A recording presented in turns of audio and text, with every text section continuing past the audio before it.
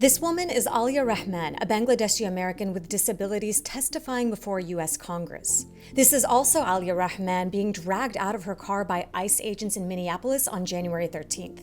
Aliya has autism and a traumatic brain injury. On the day of the assault, she was on her way to a doctor's appointment when she got caught in an ICE-related traffic jam. I had not wanted to pull into a blocked, chaotic intersection, but verbally agreed to do so and rolled down my window after an agent yelled, "Move! I will break your effing window!" Then the glass of the passenger side window flew across my face. I yelled, "I'm disabled," at the hands grabbing at me, and an agent said, "Too late." Shooting pain went through my head, neck, and wrists when I hit the ground face first and people leaned on my back. I felt the pattern, and I thought of Mr. George Floyd, who was killed 4 blocks away. I was carried face down through the street by my cuffed arms and legs while yelling that I had a brain injury and was disabled.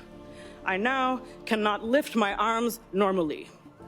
Several protesters and bystanders screamed at ICE agents as they violently pulled her out of her car and pinned her down. Then they dragged her into an SUV and took her to the Whipple Detention Center.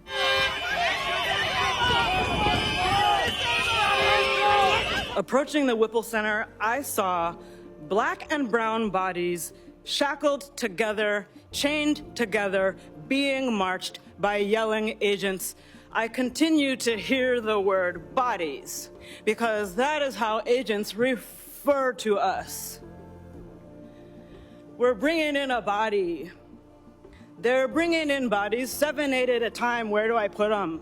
You have no reason to believe you will make it out alive if you are already being called a body.